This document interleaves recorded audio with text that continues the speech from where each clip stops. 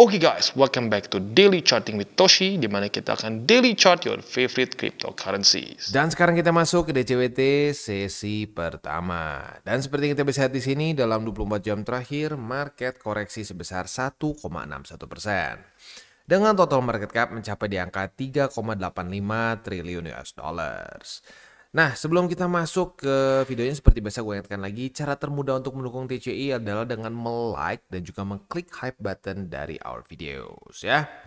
Sip, langsung aja kita masuk ke Bitcoin. Untuk Bitcoin kita bisa di sini ya, resisten dan support dua-duanya belum mau menyerah ya. Jadi untuk resisten di angka 119.872 sudah di retest 3 kali dan tiga-tiganya ke reject begitu. Nah, tetapi di waktu bersamaan juga support di 117.758 juga tidak mau menyerah. Ini baru terbentuk di tanggal 15 dan 16 Juli kemarin. Setelah itu naik, ini udah di retest ketiga kali dan tiga-tiganya juga belum jebol. Ya, jadi sekali lagi, duel antara support dan resisten ini masih berkelanjutan sepertinya ya.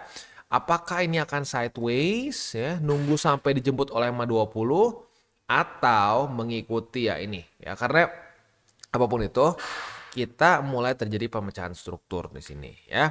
Sorry ini kok sampai ada sedikit suara ini ya, karena ini nggak tahu kayak lagi ada construction di sebelah rumah gue dan ini ekstrim kencangnya, nggak kayak biasanya ya. Biasanya nggak masuk ke sini, cuma nggak tahu kenapa kencang banget, jadi ya mungkin akan sedikit bocor masuk ke dalam lah ya. Sip.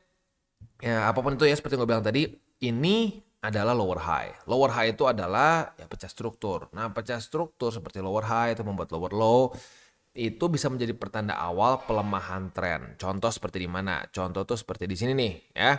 Tadinya kan dia membuat higher high, higher low, higher high, higher low, higher high. Nah, di sini kan higher low nih. Nah, di sini membuat lower high. Saat terbentuk lower high, ya itu pelemahan tren, dan pelemahan tren itu bisa menjadi pertanda awal ya membuat lower low, lower high, lower low begitu ya. Seringkali mengundang lower low ya. Pasti nggak Bang? Ya, nggak ada yang 100% pastinya ya. Kayak contoh lower high di sini malah bisa lanjut lagi ke atas. Tetapi kita nggak bisa pungkiri ya, lower high itu bukanlah pertanda yang bullish ya. Yang menunjukkan tren yang kuat adalah higher high, higher low, higher high, higher low begitu. Ya, semakin kuat trennya maka akan semakin kuat juga higher high dan higher low-nya begitu ya. Jadi ini cukup concerning, tapi ya sudah, santai aja, sebenarnya masih banyak support juga. Dan mungkin ini yang ditunggu-tunggu oleh banyak orang ya. Wah Bang, justru Bang, gue butuh nih Bang, gue pengen koreksi ya, dari kemarin-kemarin nggak dapet support nih ya.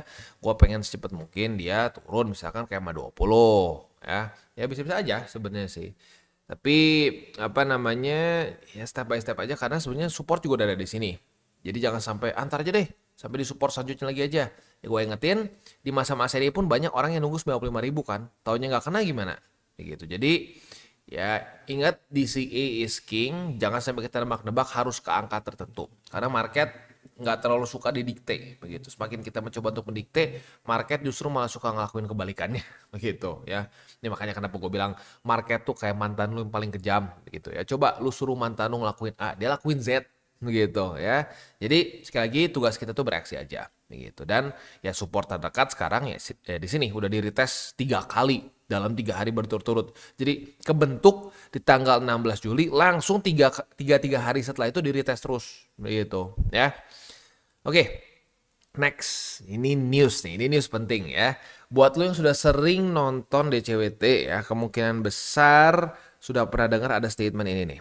Statement di mana ya, inflasi yang naik gara-gara tarif ini ya hanya one off ya, tidak akan terus-menerus begitu. Nah, awalnya kita belum tahu kan siapa yang ngomong. Ternyata yang ngomong adalah Fed Governor Christopher Waller ya.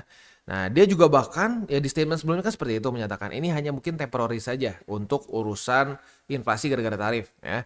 Nah, sekarang dia membuat satu statement ya bahwa the Fed harus melakukan interest rate cut di next meeting ya, karena menurut dia job market ini semakin melemah gitu. Ya, jadi ini udah jelas ya, berarti ya sekarang udah ada mukanya nih siapa yang kasarnya ya mungkin di apa ya, ya bukan ada mungkin juga dibilang bermain politik, ya mungkin juga ini orangnya si Trump, ya nggak ngerti lah. Tapi intinya apapun itu, ini adalah bisa dibilang kayak oposisinya dari si Bang Jerome ya. Di mana Bang Jerome ya sampai sekarang masih belum ada statement-statement yang cenderung dovish, masih semuanya statementnya at best tuh netral begitu. Jadi ya ini menarik ya. Nah, dia menyatakan di sini labor market mulai terus melemah ya, dan apabila ini dilanjutkan, interest rate tetap dibiarkan tinggi seperti ini ya, menurut dia labor market ini bisa ya rusak gitu, rusak kalau ini nggak diubah gitu ya. Nah, dia mensuggest untuk reduce si rate-nya itu menjadi 25 basis point, jadi turun 25 basis point untuk next meeting gitu ya. Itu yang dia suggest gitu ya. Nah, dia bilang juga di sini labor marketnya looks fine on the surface, terlihatnya seperti baik-baik saja, tetapi downside risk-nya semakin meningkat menurut dia ya.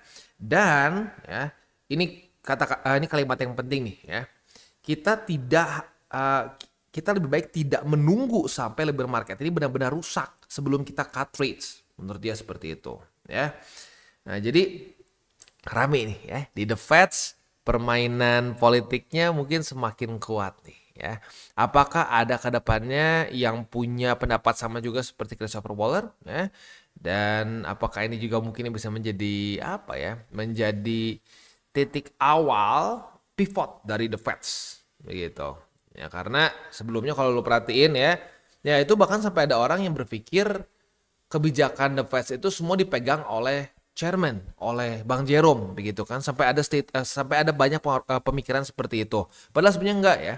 Keputusan untuk The Feds itu diambil oleh board member of FMC. Ya salah satunya nih orang begitu ya. Nah, tapi dalam beberapa tahun ke belakang sepertinya semua mereka unanimous kan. Ya udah setuju aja unanimous sama si Bang Jerome begitu. Nah, tapi sekarang mulai ada yang punya pendapat yang cukup berbeda. Begitu. Jadi udah nggak united front lah kasarnya seperti itu untuk anggota The Feds ini ya. And that's good for us. Ya for us that's good. Kenapa? Karena kalau sampai ya cut rates lalu balance sheet mulai ditingkatkan, apalagi sampai masuk ke QE ya. Nah, disitulah liquidity akan mulai banjir ke market. Dan saat liquidity banjir ke market, ya itu paling simpelnya adalah trigger dari altcoin season begitu. Itu kita sudah sering bahas sebelum-sebelumnya ya. Altcoin season itu bisa datang bukan karena ada dukun bilang akan datang begitu ya, bukan karena deklarasi. Dulu kan ada tuh ya yang deklarasi, gue deklarasi sekarang altcoin season, lu nggak percaya gue goblok katanya ya. Nah sekarang sampai sekarang belum kejadian juga kan, berarti yang goblok siapa gitu kadang-kadang dipikir-pikir ya. Ya tapi intinya apa, intinya bukan karena deklarasi apa-apa tapi karena data begitu. Nah datanya gimana, datanya mulai membaik. Interest rate enggak lah, interest rate masih belum ada perubahan dari Desember ya. Nah, tetapi balance sheet kita bisa lihat di sini, balance sheet itu mulai terlihat netral. Seperti yang kita bisa di sini nih ya, mulai terlihat netral, mulai flat. Nah, kalau sampai QT-nya berhenti, ya benar-benar berhenti, bukan fake out seperti di sini nih ya. Lalu juga interest rate lanjut turun. Wah, ya pattern-nya aja deh kita lihat ya. Pattern-nya saat kita masuk ke altcoin season, itu apa yang terjadi? Yang terjadi biasanya balance sheet-nya itu ya flat ya. Balance sheet-nya flat dan interest rate-nya rendah. Begitu seperti yang terjadi di sini nih ya. Ini kalau udah duaan, kalau keluar sebentar ya, kita coba ini dulu. Satu-satu deh ya. Kadang-kadang suka pusing nih kalau dikeluarin duaan langsung jadi ngebikin chartnya susah dilihat ya. Ini interest rate, ini balance sheet. Nah, kita bisa sini. Nah, nih ya.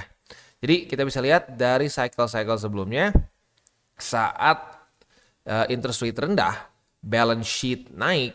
Nah, disitulah ya pelemahan dari BTCD ya. BTCD akan melemah dan ujung-ujungnya kapitulasi. Begitu. So, ya sudah ya.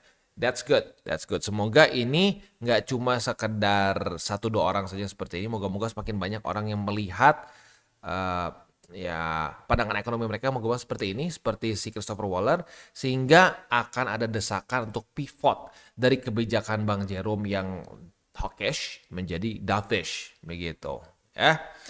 Ya udah begitu aja sih ya. Ya overall good dan ya ini terpancar juga dengan ya BTCD. BTCD kita bisa lihat di sini kan. Ya seminggu ini aja deh. Seminggu ini udah turun 4,53%. Besar begitu ya. Tapi apapun itu ini masih tetap lampu kuning begitu. Ya, so jangan sampai kalian, wah udah nih ini pertanda bahwa The Fed akan pivot nih. Udah pasti nih, udah pasti. Udah kita gadein rumah, beli semua di altcoins. BTC jual, semua jual. Jual rumah, jual harga diri, jual semua, jual buat beli altcoins. Jangan seperti itu, ya. Bahkan kalau sampai sekarang pun saran gue masih 60-40. Buat lo yang mungkin sebelumnya, bang gue 100% BTC, sekarang gue mulai geser ke alts, boleh nggak? Boleh, ya. Atau bang, gue tadinya tuh 80-20, gue pengen ubah jadi 60-40 bang, sesuai dengan ini, sesuai dengan saran lu bang, ya yang paling minimumnya segitu, boleh ya. Jadi sekali lagi, boleh kau pegang alts, tetapi tetap masih maksimumnya tuh di 40%. Begitu. Ya selama lu belum kena maksimum di 40% altcoins dari portofolio lo gitu ya. Ya monggo-monggo saja boleh begitu ya. Nah, tapi kalau sudah sampai 40%, at least for now, karena masih lampu kuning seperti ini, gue menyarankannya lebih baik lu rebalance lagi misalkan nih ya. Alts-nya naik lagi, alts-nya menguat lagi against BTC gitu ya. BTC jadi cuma 58% atau 57% begitu. Nah, lu mendingan sampai sekarang masih rebalance dulu dari alts lo gitu. Misalkan ada alts yang sudah overheated, sudah kena SOP TP, ya TP dulu. TP diubah ke BTC begitu. Nah, kapan bang kita boleh biarin aja nggak usah rebalance? Nah, itu boleh dilakukan kalau sampai sudah terjadi konfirmasi. Kita benar-benar bergeser, ya benar-benar sudah pivot begitu ke masa-masa QE, ke masa-masa ya sebenarnya nggak harus QE juga sih, tapi masa-masa yang secara monetary policy itu loose begitu ya. Jadi udah gitu aja sih ya. It's getting better ya, kasarnya kalau sebelumnya tuh kuningnya masih ya kuning awal-awal gitu ya. Nah ini udah semakin membaik, semakin ada tekanan dari orang-orang yang di dalam The Fed yang ingin pivot gitu ya. Dan sudah mulai berani juga lebih vokal. Begitu sebelumnya kan cuma ya ada begini, ya ada desas-desus seperti ini gitu ya. Nah, sekarang sudah mulai keluar mukanya orangnya siapa nih ya yang tidak benar-benar mau mengikuti kebijakan si Bang Jerome begitu ya. Overall good ya. Sip, economic calendar untuk hari ini ya ini hari Sabtu ya. Ya, hari Sabtu nggak ada apa-apa ya. Jadi hari ini dan besok bisa lebih fokus ke TA. Besok kita akan bahas minggu ke depan ada apa aja ya. Oke, kita akan lihat dulu sekarang di XY. Untuk di XY, oke, ntar ini weekly. Nah, di daily-nya dia masih ke reject oleh MA50, which is good ya. Ya kita berharapnya sih di XY itu cenderung melemah, begitu ya. Asalkan melemahnya jangan urusan tarif lah ya. Selama melemahnya normal, ya relatif akan membantu risk on asset. Gitu ya. Oke. Yaudah sih kurang lebih seperti itu aja untuk makronya. Selanjutnya kita masuk ke buy limit. Tetapi sebelum kita masuk ke buy limit, seperti biasa gue akan disclaimer dulu bahwa semua konten dari TCI bukanlah financial advice. Ini semua bentuknya adalah edukasi. Ya, lalu bagaimana cara untuk mendukung TCI? Ada banyak caranya. Lu bisa like our video, bisa share our video, itu juga bisa menggunakan link referral kita di bawah. Dan sekarang kita akan dengar dulu pesan-pesan dari sponsor kita pada hari ini.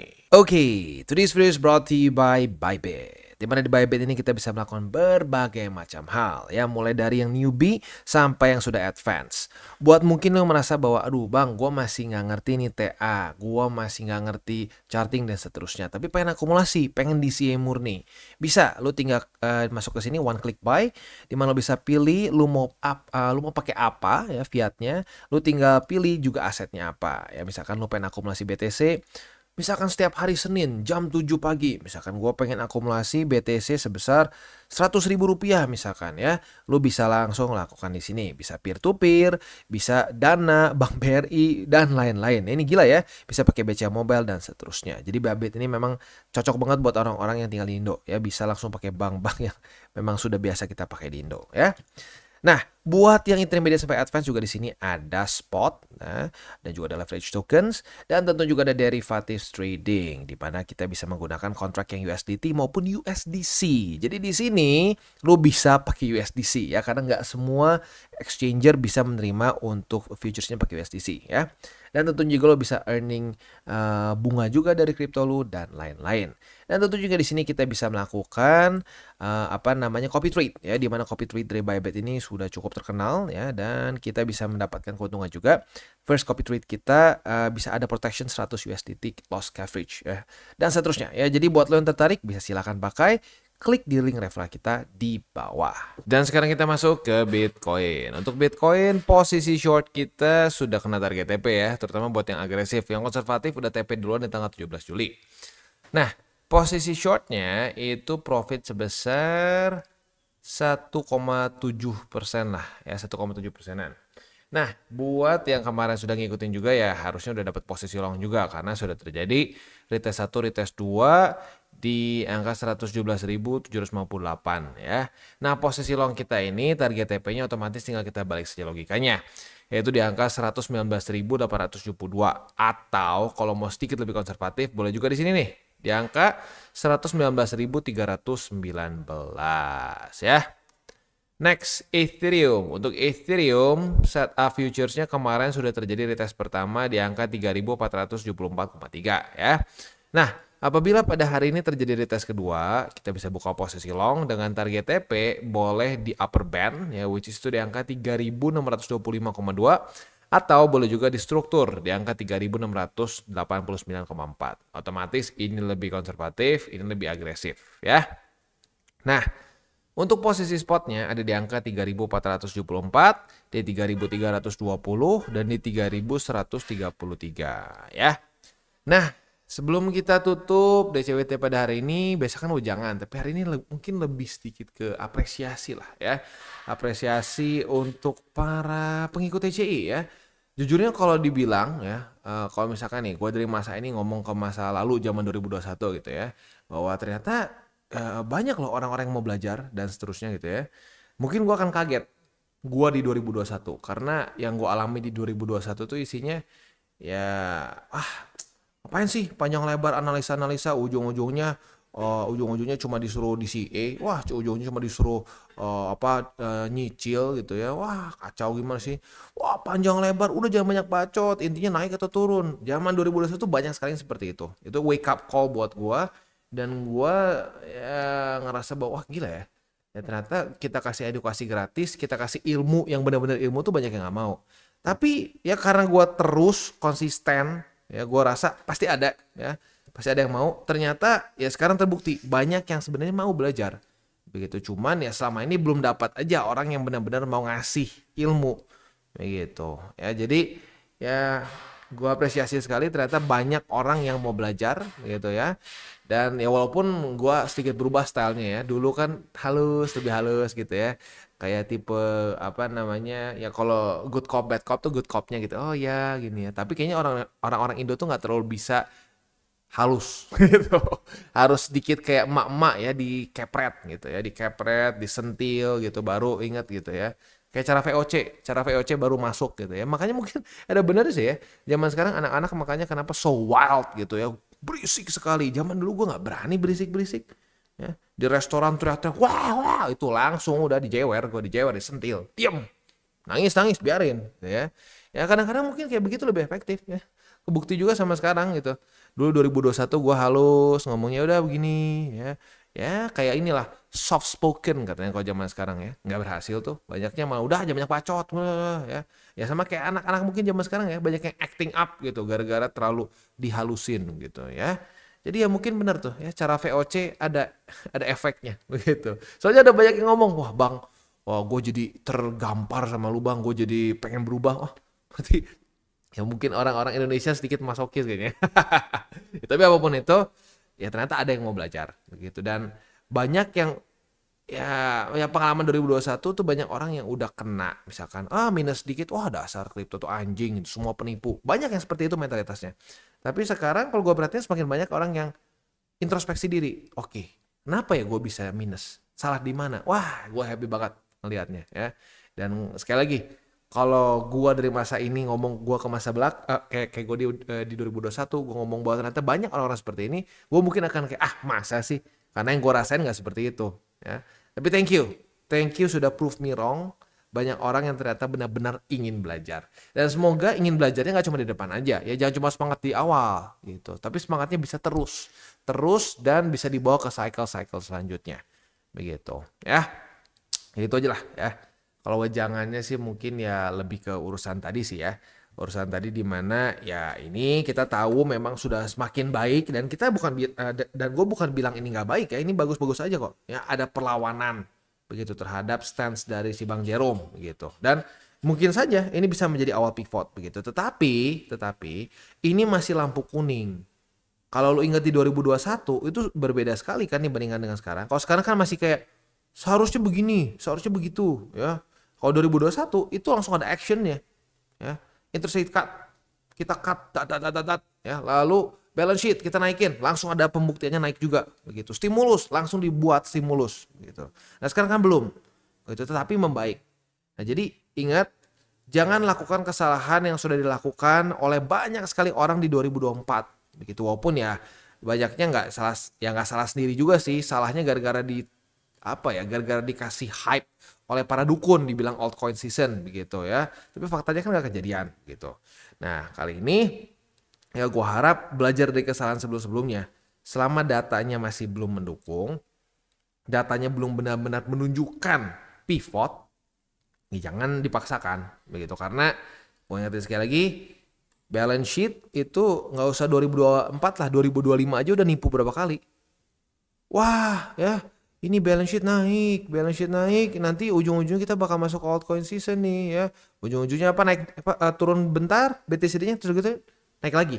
Ya karena balance sheet jebol lagi. Gitu. Sama di sini nih, ya. Ini lebih kerasa lagi ya. Balance sheet-nya naik, udah nih altcoin season, taunya kebanting lagi lihat, naik lagi ke atas. Gitu. So, santai aja, keep it 60-40. Begitu, ya. Tunggu sampai ada rambu-rambu hijaunya, ya lampu hijau dari the Feds dalam bentuk statement. Kapan bang? Nanti kita akan bahas. Kalau sampai ada datanya, sampai udah ada statementnya, kita pasti akan bahas kok. Jadi tenang aja. Lu tinggal stay tune, gampang kan? Tinggal stay tune, nggak usah pusing-pusing. Gitu, gua yang pusing ujungnya karena gua harus nyari begitu, ya.